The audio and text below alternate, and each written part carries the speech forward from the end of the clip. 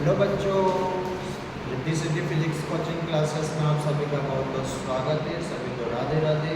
और जैसा कि आप जानते हो, हम अध्याय नंबर 14 स्टार्ट कर रहे हैं। ठीक है, 3 वीडियो इसमें हमने अपलोड कर दिए हैं। आज ये चौथा वीडियो है भौतिक विज्ञान कक्षा 12th का। और आज हम बात करने वाले हैं, जो हमने लास्ट वीडियो में अर्धचालक के प्रकार देखे थे, उसमें हमने पी प्रकार का देख लिया था, निज अर्धचालक देख लिया था, बाह्य अर्धचालक। और बाह्य अर्धचालक में फिर से हमने 2 प्रकार के देखे थे, पी प्रकार का। और आज हम बात करने वाले हैं एन प्रकार का। तो आइए टाइम वेस्ट न करते हुए स्टार्ट करते हैं। और आज का हमारा टॉपिक रहेगा एन प्रकार का अर्धचालक।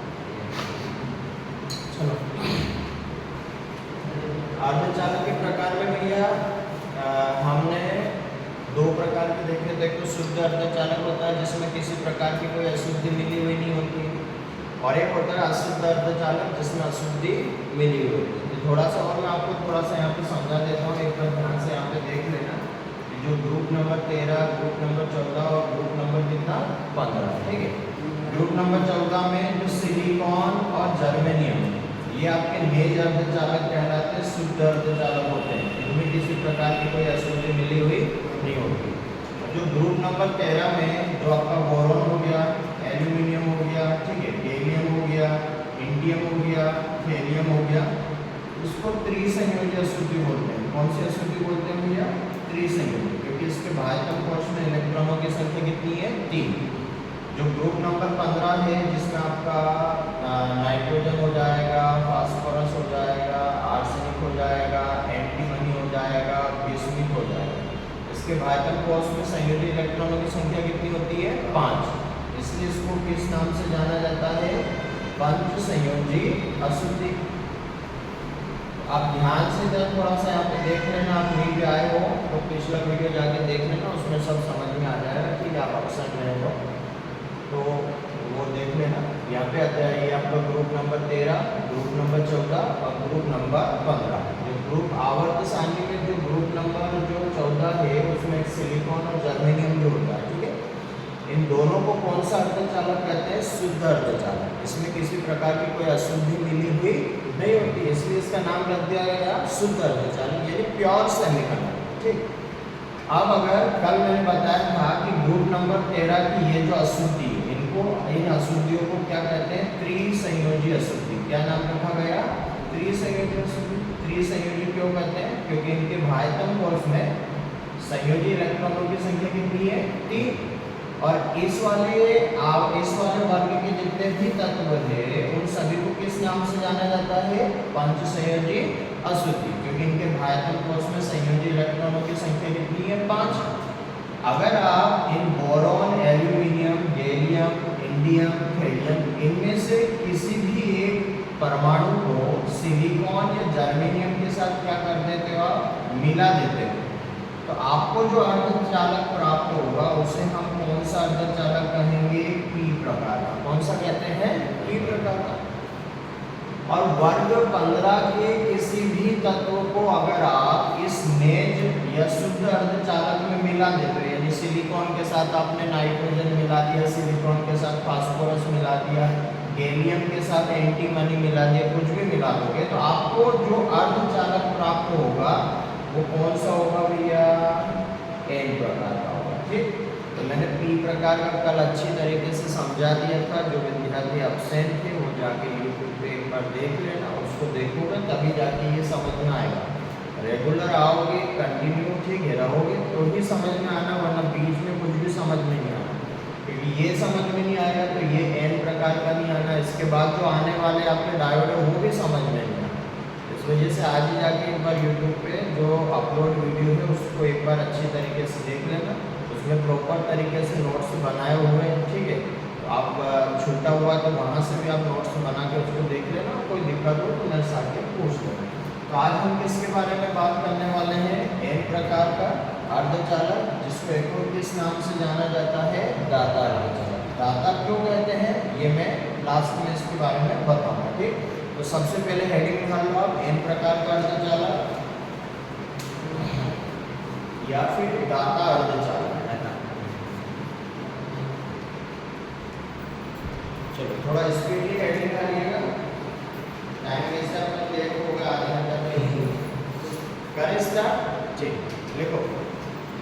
जब शुद्ध अर्धचालक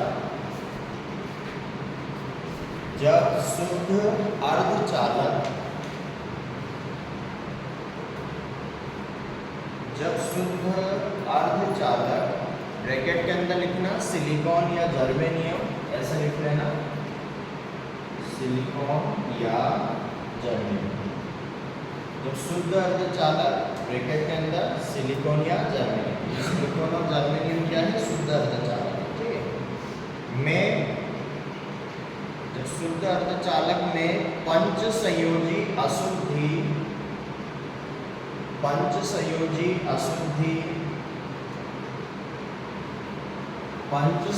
अशुद्धि ब्रैकेट के अंदर अब नाम भी याद होना चाहिए। पंच संयोजी अशुद्धि एक तो कौन से ग्रुप में है, तो ये लिख लेना ग्रुप 15 ब्रैकेट के अंदर।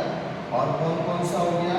नाइट्रोजन हो गया, फास्फोरस हो गया, आर्सेनिक हो गया, एंटीमनी Sb हो गया और बिस्मिथ हो गया Br। ये पांचों के नाम याद होना चाहिए, नाम में पूछा जाता है। ब्रैकेट के अंदर लिख लो पंच संयोजी अशुद्धि ब्रैकेट के अंदर ग्रुप नंबर 15। और ग्रुप नंबर 15 में कौन कौन से तत्व है? नाइट्रोजन, फास्फोरस, आर्सेनिक, एंटीमनी और बिस्मिथ। ब्रैकेट बंद। मिलाने पर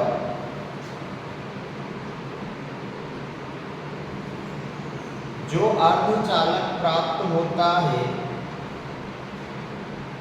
मिलाने पर जो अर्धचालक प्राप्त होता है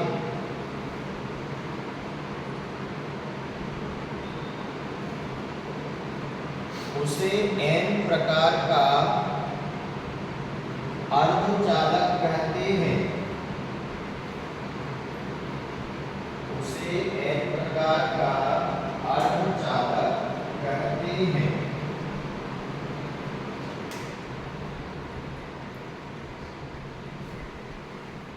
हो गया? ठीक है। क्या लिखा हमने कि जब शुद्ध अर्धचालक का क्या नाम है? सिलिकॉन या फिर जर्मेनियम। इसमें कौन सी अशुद्धि मिलाना है? पंच संयोजी अशुद्धि। पंच संयोजी अशुद्धि के नाम बताइए, ऐसे क्वेश्चन आ गए तो क्या बताएंगे? कोई से बता दो। नाइट्रोजन, फास्फोरस, आर्सेनिक, ये Sb है ना, इसको याद रखना। इसको एंटीमनी बोलते हैं। क्या बोलते हैं?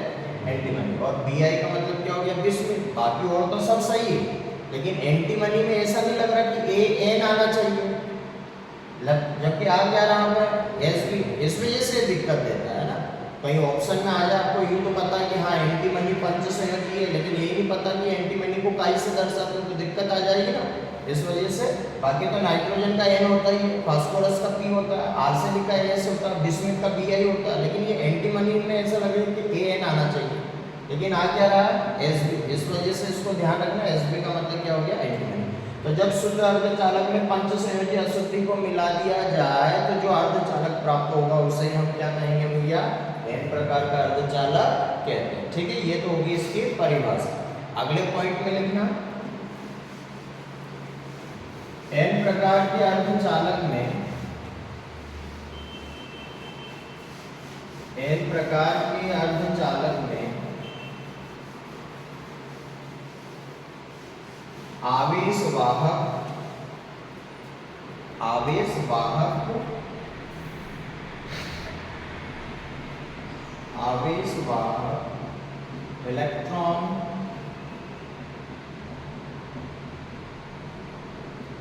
आवेशवाहक इलेक्ट्रॉन ऐसे इलेक्ट्रॉन करके ऐसे डॉट बना हुआ है ना, इलेक्ट्रॉन को डॉट से दर्शाते। इलेक्ट्रॉन की संख्या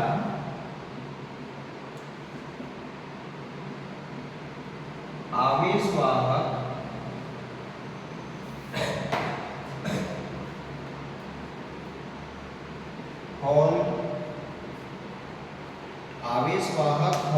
हॉल करके ऐसे हॉल बना लो की संख्या से अधिक होती है। यानी n प्रकार के अर्धचालक में आवेशवाहक इलेक्ट्रॉनों की जो संख्या है वो आवेशवाहक होल की संख्या से क्या होती है? अधिक होती है।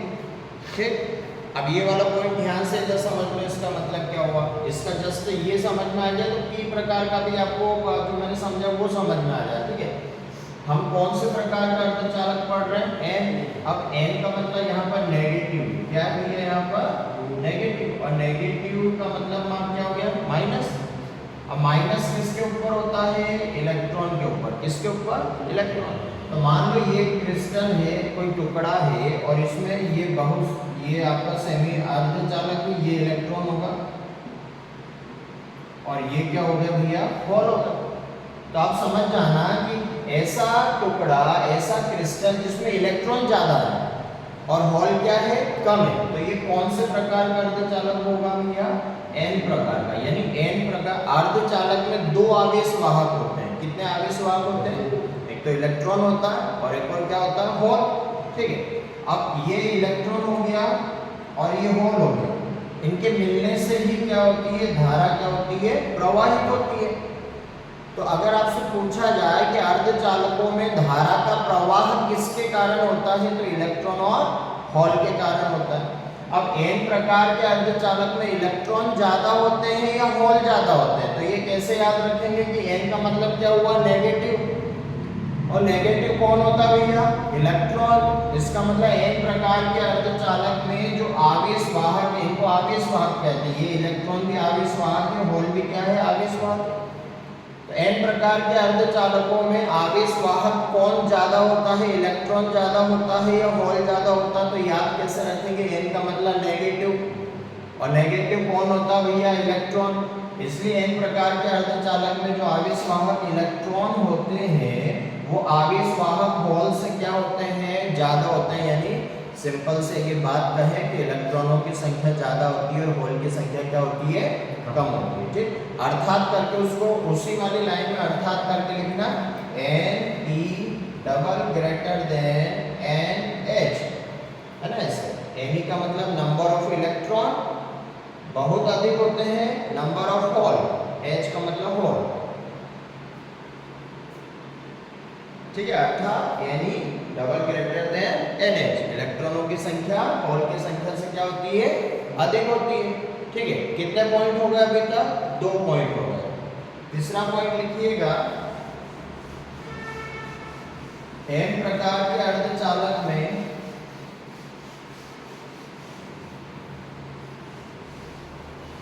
एन प्रकार के अर्धचालक में इलेक्ट्रॉन की सांद्रता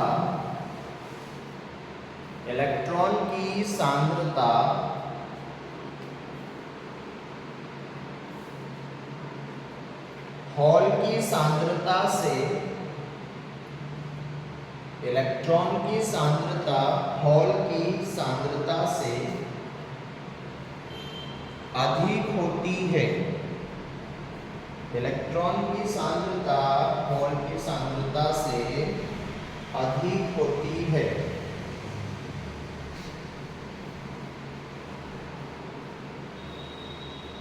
देखो अब इसका मतलब क्या हुआ, इलेक्ट्रॉन की जो सांद्रता है वो होल की सांद्रता से क्या होती है, अधिक होती है।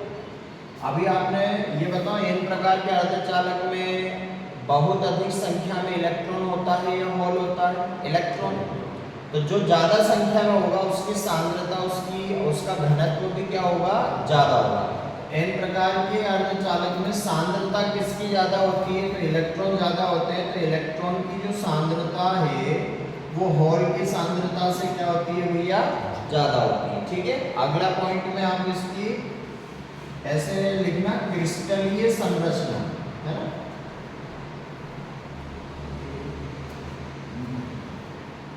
क्रिस्टलीय संरचना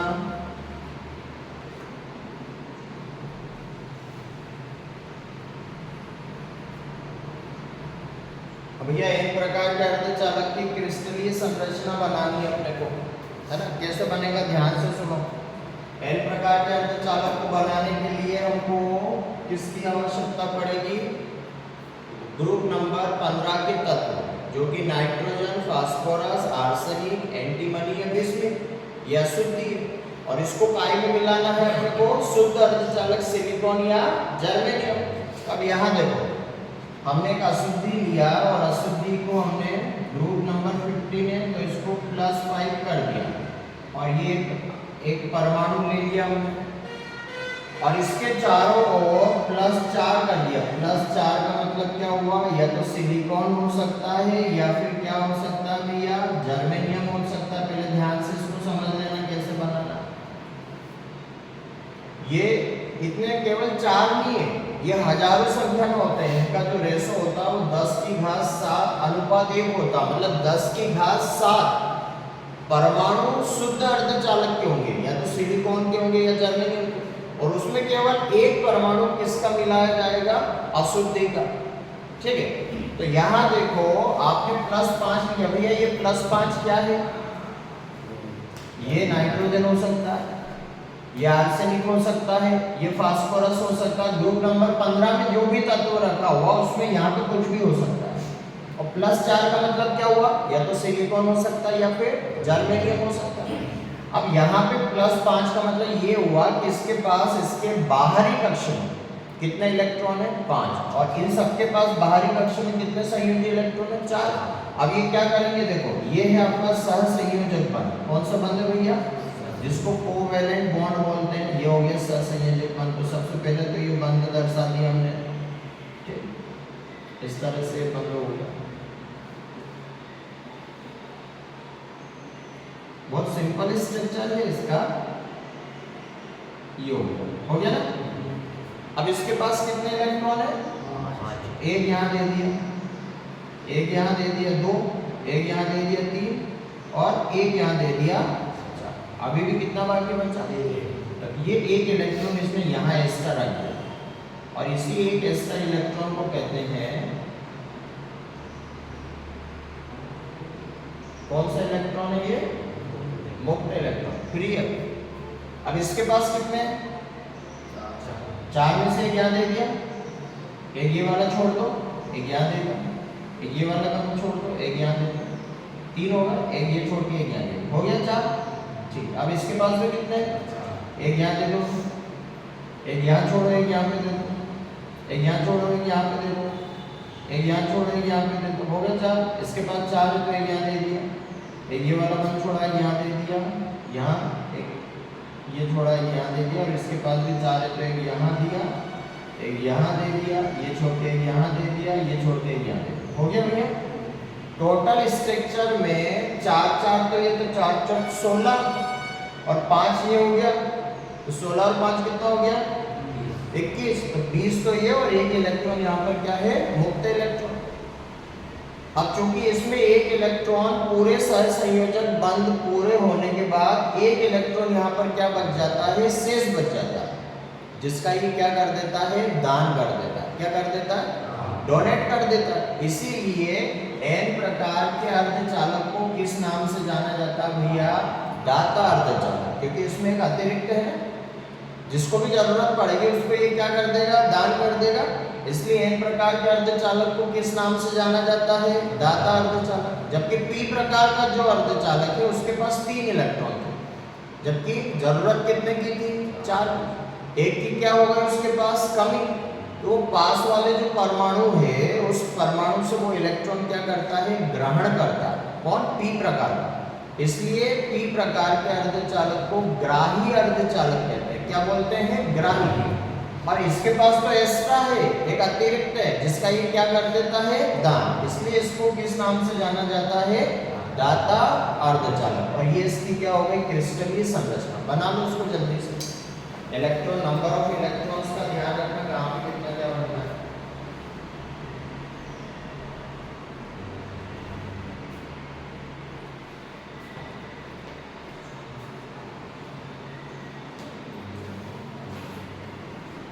या रेगुलर आओगे, कंटिन्यू क्लासेस लोगे तो ही समझ में आएगा, ऐसे बीच बीच में आओ तो समझ में आने वाला है।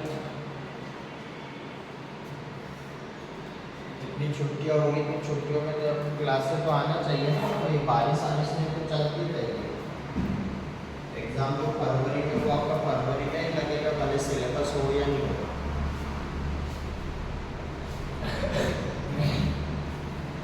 जो छूटा हुआ वो एक बार जाके नोट्स अपने दोस्तों लोगों से ले लेना और वीडियो में एक बार देख लेना, समझ लेना। एक बार वो चैप्टर निकल जाएगा तो वापस रिवीजन में तभी आएगा जब पूरा कंप्लीट अपना सिलेबस होएगा। अब तो कोई गुंजाइश ही नहीं कि सिलेबस स्कूल से तो होना ही नहीं, आधा हो जाए तो एक होते अगस्त में इतनी सारी छुट्टी आ रही तुम्हारी 10-12।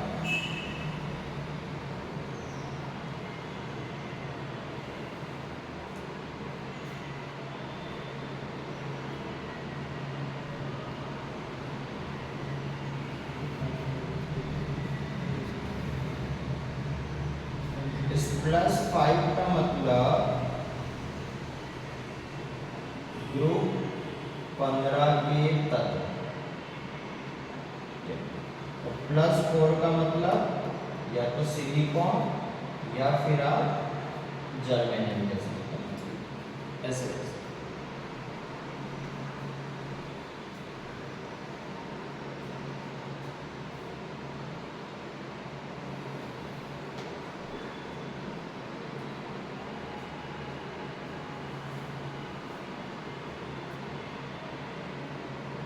एक इलेक्ट्रॉन इसमें शेष रह जाता है, इसका दान करते हैं, जैसे इसको दाता अर्ध चालक के नाम से भी जाना जाता है।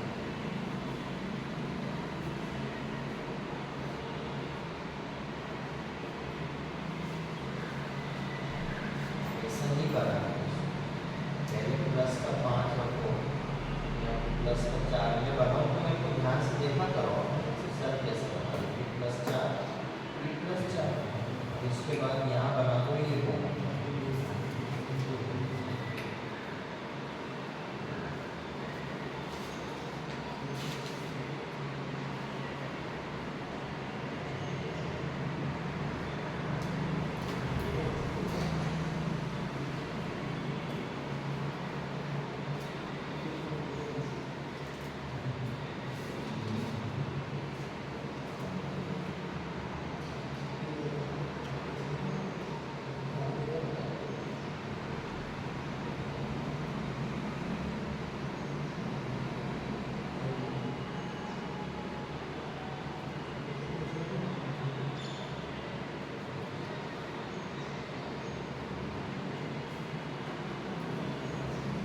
बना लिया।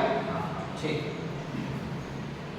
अब जो आपने क्रिस्टल स्ट्रक्चर बनाया इसका, ठीक है, उसमें लिख दो कि +5 का मतलब क्या हुआ, साइड में लिखो वहां पे +5 का मतलब ग्रुप नंबर 15 का कोई सा भी आपका तत्व हो सकता है, नाइट्रोजन हो सकता है, फास्फोरस हो सकता है, आर्सेनिक हो सकता है, एंटीमनी हो सकता है, ठीक। अब +4 का मतलब क्या हो गया, सिलिकॉन या फिर जर्मेनियम, ठीक।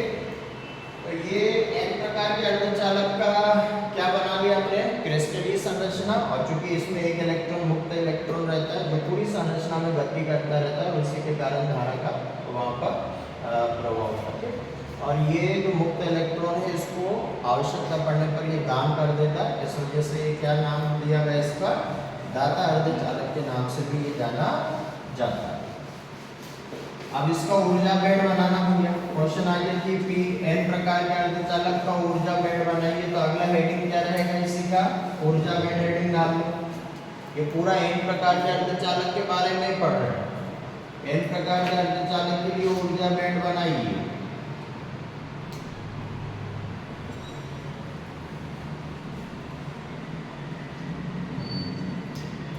सबसे नीचे लेवल का सबसे निम्न ऊर्जा वाला जो बैंड होता है वो कौन सा बैंड होता है भैया, संयोजी बैंड, वैलेंस बैंड जिसको कहते हैं। सबसे ऊपर वाला जो बैंड होगा वो कौन सा बैंड होगा भैया, आपका कंडक्शन बैंड यानी चालन बैंड हो गया।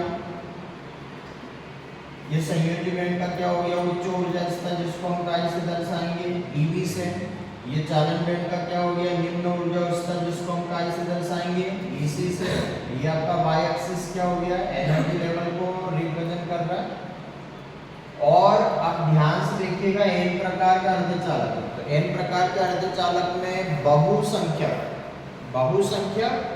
आवेश वाहक क्या होता है, बहुसंख्यक का मतलब अधिक मात्रा में क्या होता है, इलेक्ट्रॉन होता है या होल होता है। n का मतलब नेगेटिव, अधिक मात्रा में क्या होगा, इलेक्ट्रॉन होगा। इस वजह से यहाँ पर आपको अधिक मात्रा में इलेक्ट्रॉन भरना है, ठीक। यहाँ पर अधिक मात्रा में हमने इलेक्ट्रॉन भर दिया और केवल 1-2 हम क्या भर देंगे, इसमें होल भर देंगे। एक तो ये ध्यान रखना। दूसरा आपको ये ध्यान रखना है कि जब इसमें हम अशुद्धि मिलाएंगे तो इसमें एक नया ऊर्जा स्तर, फर्मी ऊर्जा स्तर प्राप्त होगा जो कि चालन बैंड के पास में होगा ना। यहाँ से आपको चालन बैंड के पास में एक नया ऊर्जा स्तर बनाना है इस प्रकार से ये। और ये जो ऊर्जा स्तर बनाओगे ना ये कौन से बैंड के पास में होना चाहिए, यहाँ पे देखो पहले ध्यान से। पी प्रकार के अर्धचालक में यही ऊर्जा स्तर जो होता है वो किसके पास में होता है, संयोजी बैंड के पास में। कई बार पूछा गया क्वेश्चन, ऐसे डायग्राम दे देगा और बोलेगा बताइए किस प्रकार का अर्धचालक है। तो आपको ये ध्यान रखना कि ये जो नया ऊर्जा स्तर आ रहा है फर्मी ऊर्जा स्तर, ये अगर कौन से बैंड के पास में, चालन बैंड, तो ये कौन सा होगा, एन प्रकार। और यही अगर यहाँ से शिफ्ट होके यहाँ आ गया, किसके पास में आ गया, सही, तो ये फिर कौन से वाले के लिए हो जाएगा, पी प्रकार के लिए। अब आप कल पढ़े होते, इसने पढ़ा है, वो कौन आया था अभी, एक और कौन था, गोविंद वाज आए, ऐसे याद करें तो तब क्या करें। अब ये कंटिन्यू आ रहा तो इसको पता है कि अगर यही यहाँ पे आ जाता तो ये पी प्रकार का होता, ठीक। और चूंकि इसको क्या बोला, इसका क्या नाम है, दाता अर्धचालक, इसलिए इस ऊर्जा स्तर का नाम रखा गया दाता ऊर्जा स्तर, ठीक। और दाता को इंग्लिश में डोनर बोलते हैं, क्या बोलते हैं, इसलिए इसको हम ई और डोनर का यहाँ पे क्या लगा दिया, डी, ईडी से दर्शाएंगे, ठीक है। और यहाँ पर आपको एक तो इलेक्ट्रॉन फिलअप करते हुए दिखा देना, और इनके बीच का जो गैप होगा ये वाला, यहाँ से यहाँ तक का, ये रहेगा 0.01 इलेक्ट्रॉन वोल्ट, ठीक है। अब बना लो इसको।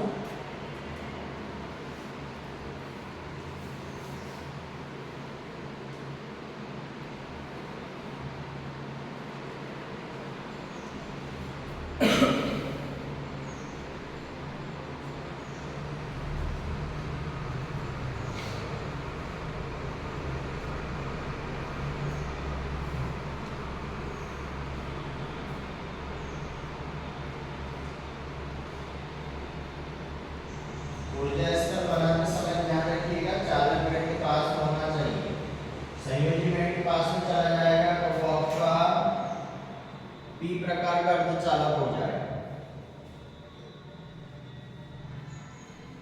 प्रॉपर तरीके से अच्छे नोट्स बनाओ, उनको डेली का जो पढ़ाया जा रहा है उसको घर पे जाके पढ़ो, थोड़ा सिंसियरली हो जाओ।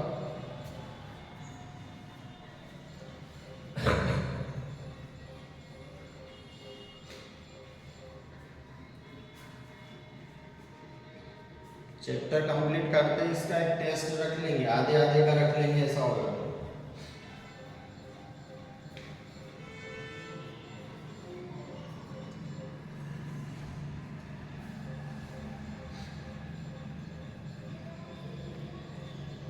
इन गानों वालों पे ध्यान मत देते, ऐसे चलते रहते, ठीक है। ये कौन सा ऊर्जा स्तर है, दाता ऊर्जा स्तर, ठीक है। एन प्रकार का अर्धचालक हो गया। तो भैया ये आपका एन प्रकार का अर्धचालक हो गया। एक बार फिर से ध्यान समझ लेना कि जो अशुद्ध अर्धचालक होते हैं, कौन से अशुद्ध, वो दो प्रकार के होते हैं, एक तो होता है पी प्रकार का और एक और कौन सा होता है एन। अगर शुद्ध जो आपका सिलिकॉन और जर्मेनियम है उसमें आपने ग्रुप नंबर 13 के तत्व मिला दिए तो आपको कौन सा अर्धचालक प्राप्त होगा, पी प्रकार का। और सिलिकॉन और जर्मेनियम के साथ में अगर आपने ग्रुप नंबर 15 के तत्व मिला दिए तो आपको किस प्रकार का अर्धचालक प्राप्त होगा, एन। जो पी प्रकार का अर्धचालक होता है उसमें अधिक संख्या में होल होते हैं, क्या होते हैं, पी का मतलब पॉजिटिव, और होल कैसा होता है, पॉजिटिव होता है। और एन प्रकार के अर्धचालक में अधिक संख्या में कौन होते हैं, इलेक्ट्रॉन। तो जो अधिक संख्या में होते हैं उसे हम बहुसंख्यक कहेंगे, क्या कहेंगे, और जो कम संख्या में होगा उसे हम क्या कहेंगे, अल्पसंख्यक। अब बताओ, अगर मैं आपसे क्वेश्चन पूछ लूं, भैया आपसे पूछ लिया वह कौन सा अर्धचालक है जिसमें बहुसंख्यक आवेशवाहक इलेक्ट्रॉन होता है, ध्यान से सोचो, वह कौन सा अर्धचालक है इन दोनों में से जिसमें बहुसंख्यक, बहुसंख्यक का मतलब अधिक मात्रा में इलेक्ट्रॉन होते हैं। एन का मतलब क्या हुआ, नेगेटिव, और नेगेटिव कौन होता है, इलेक्ट्रॉन। तो अगर मैंने पूछा वो कौन सा अर्धचालक है जिसमें बहुसंख्यक आवेशवाहक इलेक्ट्रॉन होता है तो आपका आंसर क्या होगा, एन प्रकार। वह कौन सा अर्धचालक है जिसमें बहुसंख्यक आवेशवाहक होल होते हैं, होल, तो वो कौन सा हो गया, पी प्रकार का हो गया, ठीक। पी प्रकार के अर्धचालक में सहसंयोजक बंध को पूरा करने के लिए एक इलेक्ट्रॉन की क्या होती है, कमी होती है, क्योंकि इसके बाह्यतम कोश में कितने इलेक्ट्रॉन होते हैं, 3, जिसको ये क्या करता है, दूसरे परमाणु से ग्रहण करता है। इसलिए पी प्रकार के अर्धचालक को ग्राही अर्धचालक कहते हैं। क्या कहते हैं? और एन प्रकार के अर्धचालक के तो बाह्यतम कोश में कितने इलेक्ट्रॉन है भैया, 5, जरूरत कितने की है, 4 की। एक अभी भी इसके पास मुक्त इलेक्ट्रॉन है जिसका ये क्या कर सकता है, दान, इसलिए इसको किस नाम से जाना जाता है, दाता अर्धचालक। तो बहुसंख्यक का मतलब हुआ अधिक मात्रा में, और अल्पसंख्यक का मतलब क्या हुआ, कम मात्रा में। अगर यही ऊर्जा स्तर कहाँ आ जाता, नीचे, तो ये किस प्रकार का अर्धचालक हो जाएगा, पी प्रकार का। और यही अर्धचालक कौन से बैंड के पास में आ गया, चालन बैंड के पास में, तो ये कौन सा हो जाएगा, एन प्रकार का। ये ध्यान रखना, ऐसा क्वेश्चन देके पूछ लेगा वो, ठीक। अब जैसे ये हो गया आपका अर्धचालक के प्रकार में, शुद्ध पढ़ लिया, अशुद्ध पढ़ लिया, अशुद्ध में पी प्रकार का पढ़ लिया हमने, और कौन सा पढ़ लिया भैया, एन प्रकार का पढ़ लिया। अब यहाँ देखो, यहाँ पे देखो, जैसे स्टार करके मैंने ये एक क्रिस्टल दे दिया, इसमें मान लो 1 2 3 और यहाँ पर दे दिया 1 2 3।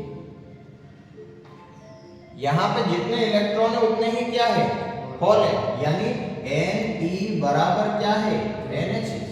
तो समझ जाना, ये आपका जो क्रिस्टल है, ये टुकड़ा है, ये आपका शुद्ध अर्धचालक है। कैसा अर्धचालक है, शुद्ध। और शुद्ध अर्धचालक को क्या बोलते हैं भैया, नेज अर्धचालक, ठीक। अगर मान लो ऐसा एक और आपको एक टुकड़ा दे दिया, एक क्रिस्टल दे दिया, जिसमें ये देखो कितने सारे होल हैं और इलेक्ट्रॉन है। अब बताइए किस प्रकार का अर्धचालक होगा, क्या ये नेज अर्धचालक है क्या, नहीं। नेज में तो जितने इलेक्ट्रॉन होते हैं उतने क्या होते हैं, होल। तो ये कौन सा अर्धचालक हो सकता है, तो वो कौन सा अर्धचालक है जिसमें बहुसंख्यक अधिक मात्रा में होल होते हैं, हाँ। तो ये आपका कौन सा हो जाएगा भैया, पी प्रकार का। पी का मतलब पॉजिटिव, और होल कैसा होता है, पॉजिटिव। और अगर आपको ऐसे दे दिया जाए, एक क्रिस्टल ऐसा दे दिया जाए जिसमें बहुसंख्यक, बहुसंख्यक का मतलब आ रहा ना ये समझ में, बहुसंख्यक मतलब अधिक मात्रा में क्या हो, इलेक्ट्रॉन, और अल्पसंख्यक कम मात्रा में क्या हो, होल। तो यहाँ जो है, यहाँ इसका अगर देखें तो NH ग्रेटर देन है किससे, Ne से। और यहाँ अगर देखें तो ये Ne इलेक्ट्रॉन ज्यादा है किससे, NH, H का मतलब होल। तो वो कौन सा अर्धचालक है जिसमें इलेक्ट्रॉन ज्यादा होता है, इलेक्ट्रॉन मतलब माइनस, और माइनस कौन होता है, नेगेटिव। तो इसका मतलब ये कौन सा अर्धचालक होगा आपका, एन प्रकार। आगे बात समझ में, ठीक। ये तीनों स्टार करके नोट कर लो, ऐसे कहीं पे भी ऑब्जेक्टिव क्वेश्चन में आ जाए तो वो आपको ध्यान रखना, वो कौन सा अर्धचालक है जिसमें बहुसंख्यक आगे से आप होल होते हैं, इलेक्ट्रॉन होते हैं।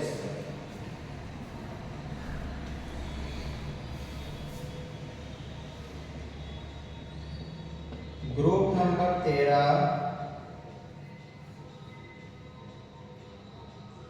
जिसको त्रिसंयोजी अशुद्धि या फिर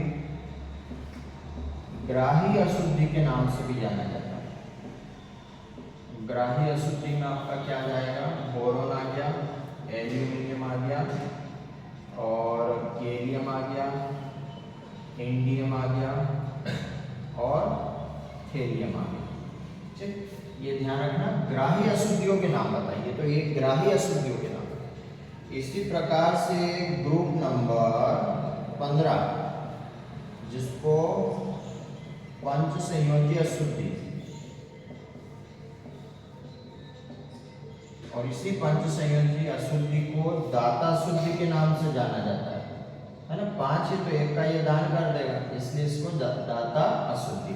तो दाता अशुद्धियों में नाम ध्यान रखना आपको, नाइट्रोजन हो गया, फास्फोरस हो गया, आर्सेनिक हो गया, एंटीमनी हो गया, बिस्मिथ हो गया, ये सारे नाम आपको ध्यान रखना। दाता अशुद्धियों के नाम बताइए, ग्राही अशुद्धियों के नाम बताइए, ऐसे क्वेश्चन आते हैं ऑब्जेक्टिव क्वेश्चन।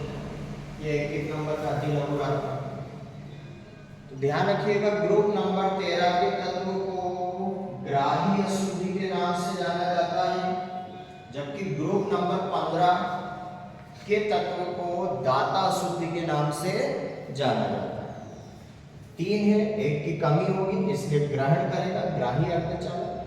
5 चाहिए 4, एक ज्यादा है दान कर देगा, इस वजह से इसको दाता अशुद्धि के नाम से जाना जाता है ना। किन्हीं 2 दाता अशुद्धियों के नाम बताइए, तो आप ऐसे में सोचने लग जाना कौन सा दाता अशुद्धि। ग्रुप नंबर 15 दाता है और ग्रुप नंबर 13 ग्राही है। 14 में तो कौन रखा हुआ, सिलिकॉन और जल में।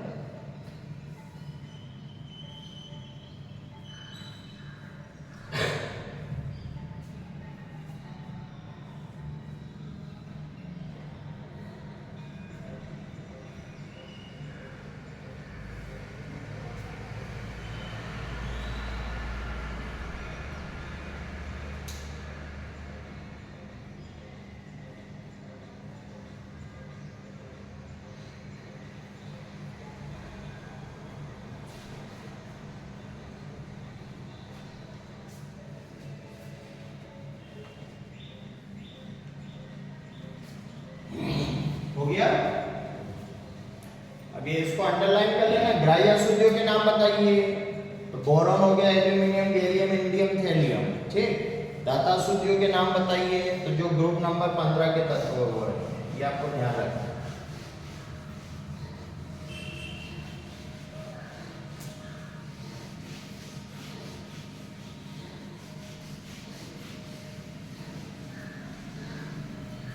ये लिखवा दिया था क्या, अर्धचालकों में धारा का प्रवाह आवेश वाहक इलेक्ट्रॉन और होल के कारण होता है, साथ लिखवा दिया होगा, देखना एक बार स्टार्ट करके। अर्धचालकों में धारा का प्रवाह इलेक्ट्रॉन और होल आवेश वाहकों के कारण होता है,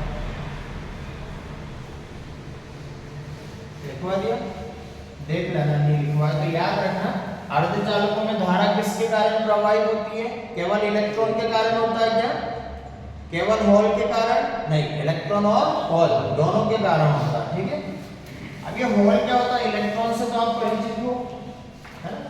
होल होता क्या है, तो लास्ट आज का हेडिंग है अपना होल, और इसी होल को कोटर भी कहते हैं। क्या बोलते हैं भैया, कोटर। हेडिंग डाल लो, बाकी का कल करें। होल क्या कोटर।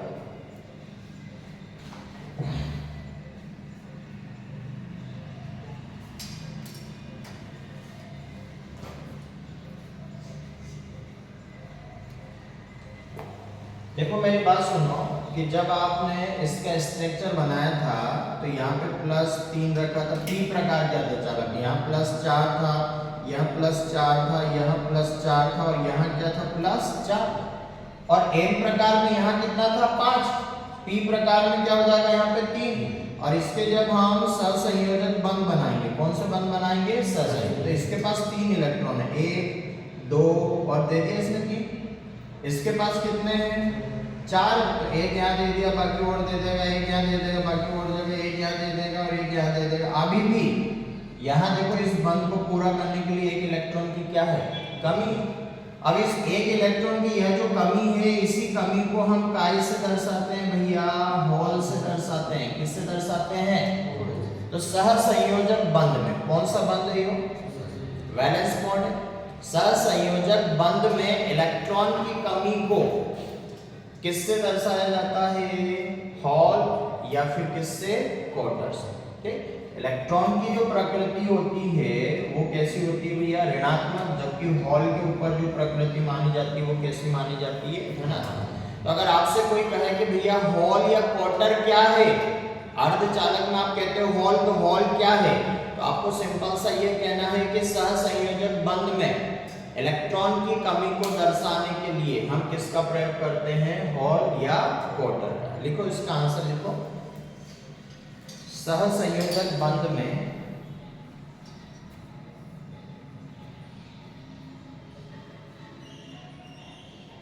सहसंयोजक बंध में इलेक्ट्रॉन की कमी को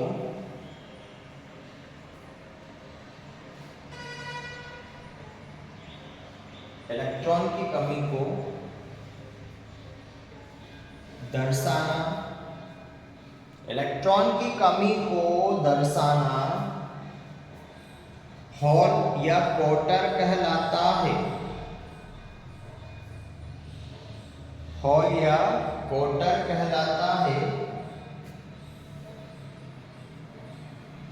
इसे ऐसे जीरो बनाते हैं, इसे जीरो से दर्शाते हैं, ऐसा खोखला गोला बना दो, इसे जीरो से दर्शाते हैं, है ना। अब इसकी प्रकृति कैसी होती है, धनात्मक माना जाता है या ऋणात्मक माना जाता है, ये धनात्मक। तो ऐसे लिख लो, इसकी प्रकृति धनात्मक होती है, इसकी प्रकृति धनात्मक होती है। ठीक है भैया, तो हॉल या क्वार्टर का ध्यान रखिएगा, किसी भी सहसंयोजक बंध में इलेक्ट्रॉन की कमी को दर्शाना ही क्या कहलाता है, हॉल या क्वार्टर। जहां पर भी ऐसे हॉल है समझ जाना वहां पर इलेक्ट्रॉन की क्या है, कमी। और यही इलेक्ट्रॉन और यही हॉल है जिसके कारण अर्धचालकों में क्या होता है, धारा का प्रवाह होता है। तो आज के इस वाले सेशन में इतना ही बहुत है, कल फिर आगे हम स्टार्ट करेंगे। ठीक है, कंटिन्यू पढ़ते रहिए, आगे बढ़ते रहिए। सभी को राधे राधे।